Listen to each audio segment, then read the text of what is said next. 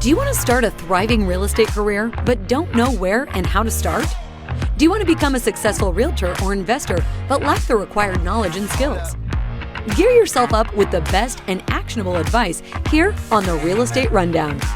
Tune in as Shannon Robnett talks with industry veterans about all kinds of asset classes, market trends, challenges, management techniques, and success stories. Listen to informative discussions with valuable tips that will serve as the foundation for your incredible real estate venture. Now, here's your host, Shannon Robnett.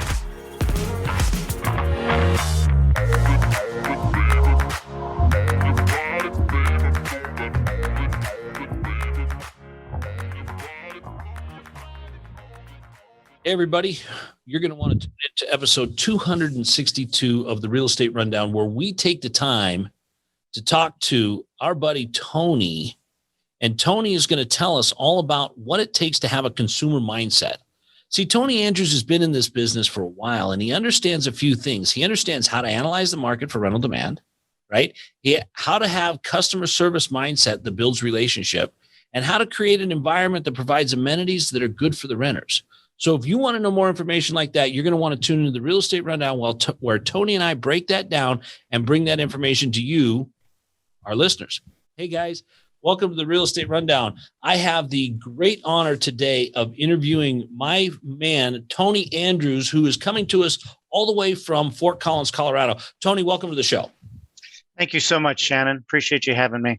Hey, so Tony, you have been involved in real estate since 2005, which means that you got in right before some really bad things happened. Of course, they didn't happen to you, so we're not going to have to talk about that. That has nothing to do with your experience, right? We're going to be able to go right over, gloss over all of that to only good points and only sunshine, right? Sounds great. Let's not dredge up that bad stuff. Yeah, we're going to miss about half your story. But here's the thing, Tony. You have a wealth of experience having been in real estate for over 15 years now. And you've got the mindset, right, that brings that out. So tell us a little bit more about who you are and the mindset that you bring and how to create the environment that you bring to your rentals properties. Yes, I would enjoy that. It's my part-time job, right? I have a full-time job. So probably since 94, I've been in sales and marketing, and I just have an extreme customer-centric point of view with the world, right? Any business, you need customers. They pay you money, so you want to treat them well. And I just bring that attitude into being a landowner and a landlord. So, Tony, what brought you into real estate out of the customer service business? Oh, boy, that's a good question. My wife and I partner in this business. We just both have a lot of aptitude for purchasing homes, owning homes, working on homes. We've probably owned a dozen of our own homes and lived in 16 or 17 different dwellings over the years. And it just made sense to take that aptitude and have it go to work for us. So what were your first steps when you got into the real estate world back in 2005? That were some of your better learning aptitudes? What were some of the things that you learned that real estate is such a quick teacher on helping us figure out those things?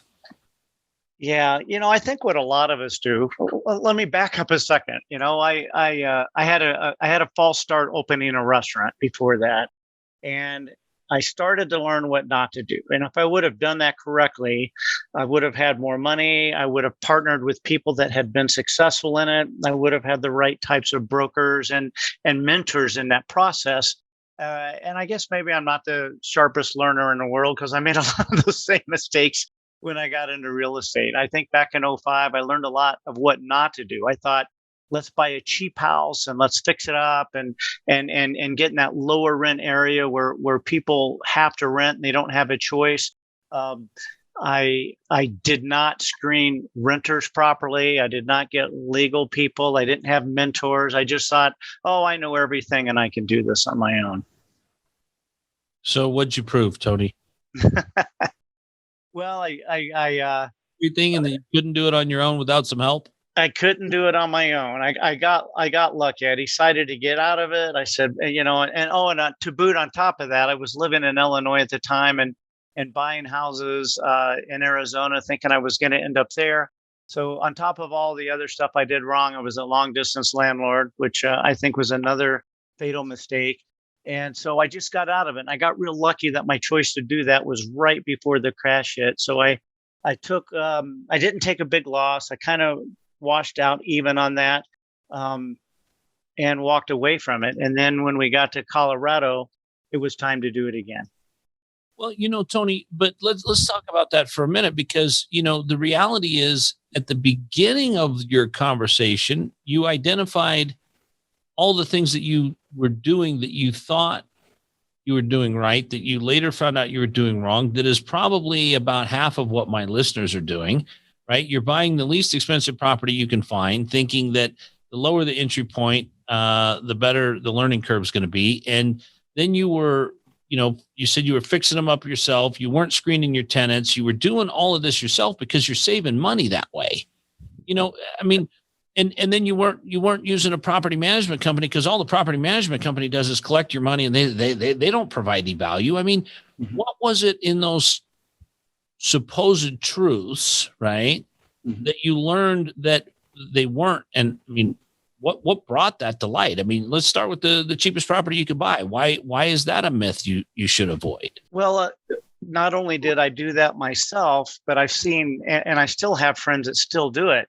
And let's just pick some numbers. Say you could go buy a brand new house in your market for $400,000, or you could buy one for $250 or $300 and fix it up.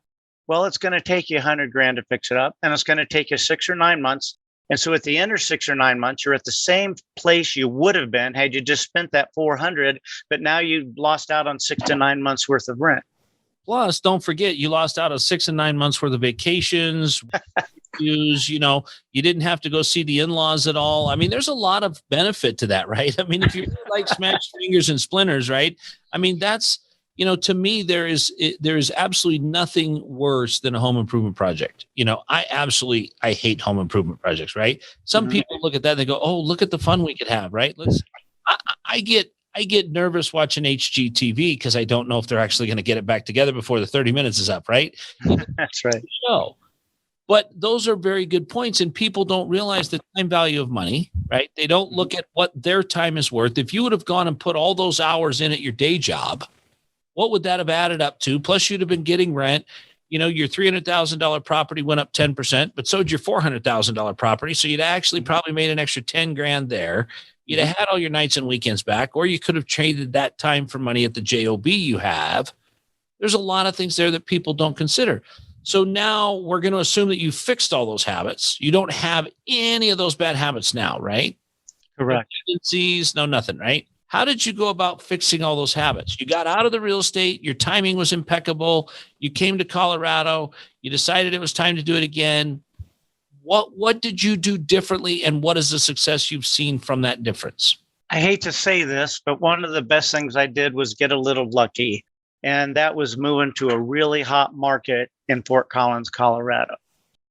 And then I think what got me back into it was I could see that as I'm looking for properties for my daughter to go to college at CSU. And I'm thinking I could pay $600 a month to somebody else and rent a place for my daughter, or I could go buy a condo and get her and some of her friends in there and make some money on my own. So you bought something. Mm-hmm. And what was that difference in that experience between the one you had in Arizona? Oh, well, obviously, I got with lawyers, I got with other people that I know. I found some mentors in the business, and I learned how to be successful. It included things like not only have a rock solid lease, but get the kids' parents to sign guarantor letters. I mean, it almost sounds awful, but each parent had to sign a letter saying they're responsible for the entire nut every month if nobody else can make it. I never had to enforce any of that. We really have had good tenants and good parents, and people paid on time and took care of the places, and we took care of it also in return. So when you look at that, when you talk about how you bought the property, and you said you got a mentor. Where'd you find your mentor? I mean, did you just go to Craigslist and mentors.com? I mean, pray tell, where's this unicorn? I got lucky there too, Shannon. My wife and I had lived here not very long. This is a little over 7 years ago. and we're sitting in this cafe drinking some wine, and this guy approaches me, and we start talking, and it turns out he owns the cafe, and he's looking for somebody to ride bikes with. And I'm an avid cycler, and he's an avid cycler.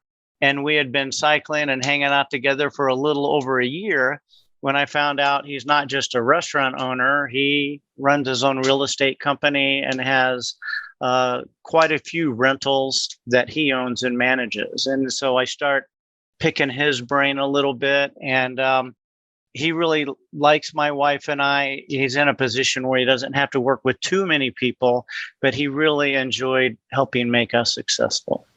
So, Tony, I got to ask you, because we always hear about this undercover agent, right? This person's a real estate agent, but nobody knows. You actually met one. I mean, if you've been bikes with a guy for over a year before you even knew he was in real estate, was he just that secretive about it? Or was he really just not interested in selling anything? He was just interested in riding bikes. He's interested in both. Every time we go on a bike ride, he ends up stopping a few times and taking phone calls where I've got my phone turned off or not with me. He's one of the things I really like about this individual is just not a lot of ego, not a lot of pride in the game. But he does have something that most realtors don't have, and that's his own investment property. It blows me away, Tony, how many realtors don't even own their own home, let alone a second investment property. So this guy's obviously drank the Kool-Aid. He understands the value of the real estate game as not only a place to make his money, but a place to invest his money. How did that influence your decisions moving forward when you knew you had a pro in your corner that was able to show you the ropes and bring you the deals that you would buy? It really just bolstered my confidence to have that coach and that mentor. And it also really turns out that we brought a lot of good business ideas and concepts to the table.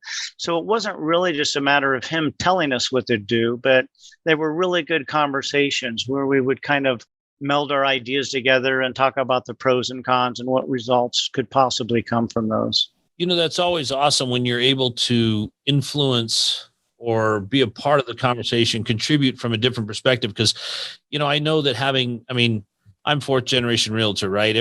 Everybody knows that. Second generation builder. People don't usually talk to me about what they think about real estate, but it always is refreshing because I always learn something when I hear somebody else's point of view, even if it's from the other side of the street or down the road or around the corner where people are seeing things the way that they are instead of the way that I've always seen them and always thought about them. But that's just me. So now you've moved on. You've been riding bikes with the guy for a couple of years. You bought a couple of properties. Tell us a little bit more about where you're at and where your journey's brought you. Boy, where we're at now, we're about 5 years from retiring from the day job, and we've finally built this up to where we can afford to do that. So what does that look like for you? I mean, when you're talking about retiring from the day job, is that more about lifestyle? Is that more about age? What is that? We could retire tomorrow, quite honestly, but we both enjoy our jobs quite a bit. We have successful careers, and we're just not ready to turn that off just yet. We've got a lot of wonderful activities that we like to pursue when we're not working, though, and that's what makes me want to do it sooner rather than later.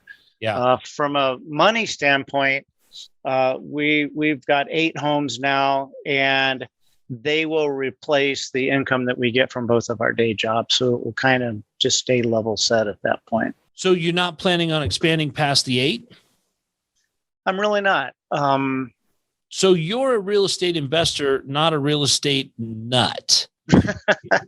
You're not one of those that runs around like looking for real estate like Charlie Sheen does his bookie, right? And his dealer, because there are 2 kinds of real estate people, right? There's those that understand the value, and there's those that absolutely lose their mind with the value or with the proposition of doing deals. I know a lot of people that are in that boat where they're more interested in doing the deals and having the fun doing the deal than they are anything else.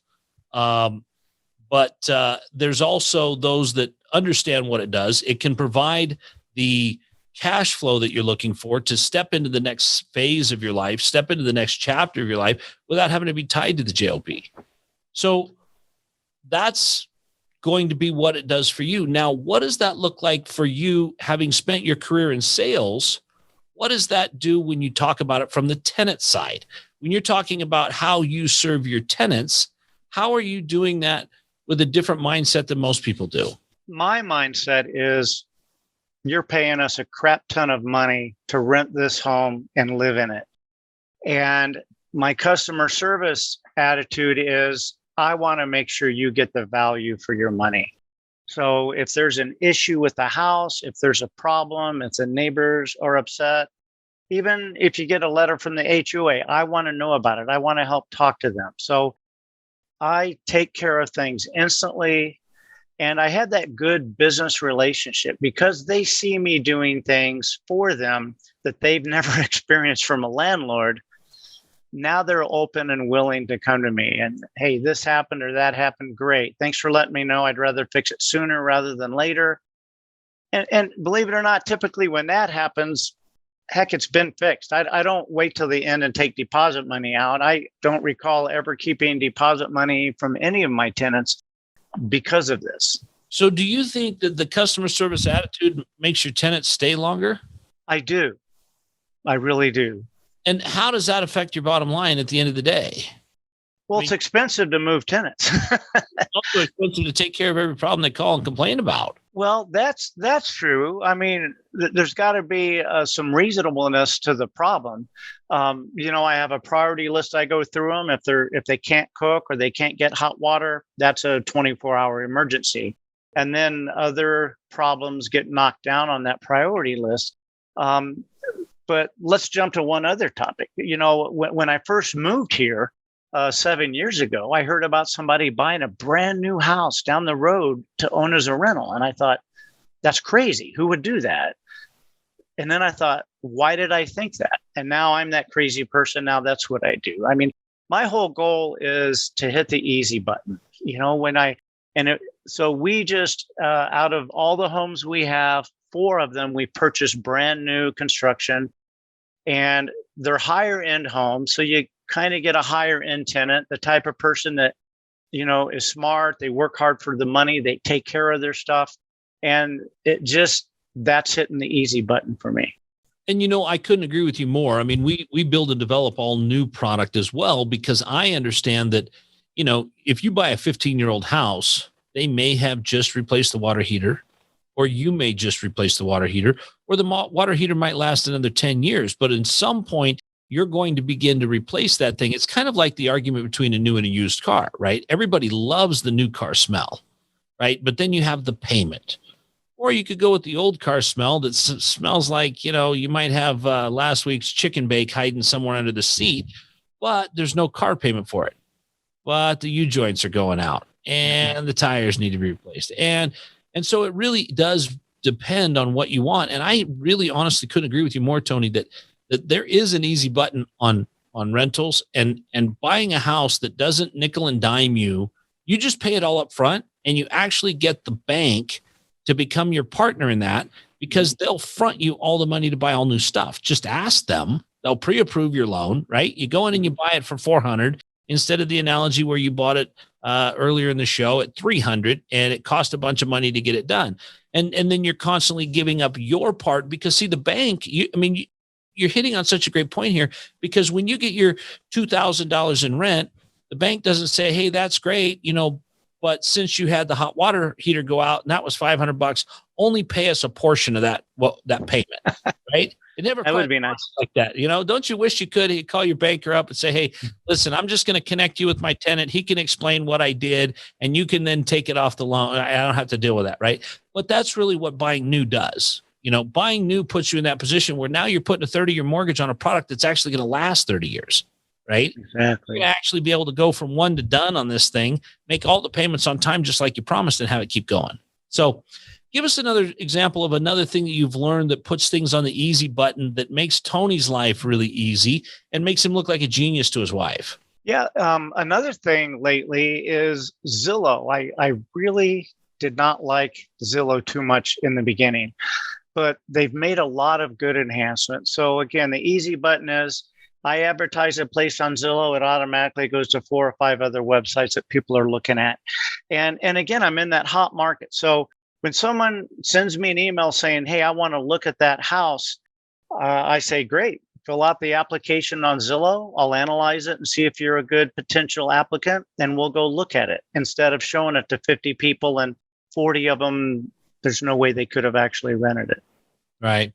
So, Tony, just to recap what we've got here as far as nuggets that we picked up on the show. One is hit the easy button and buy new, right? Uh-huh. You're going to pay for it on one side of the equation or the other. You might as well put it in the loan, right? The second one I hear you saying is that that Zillow can be your friend, okay? Because we hear so many negative things about Zillow, right, from the real estate agents and everything. The third thing is go bike riding. No, wait, we didn't hear that. What we heard in the third thing was that taking care of your tenants actually takes care of your property, actually takes care of you. Did I miss anything? No, I think that's a good synopsis of what we've talked about.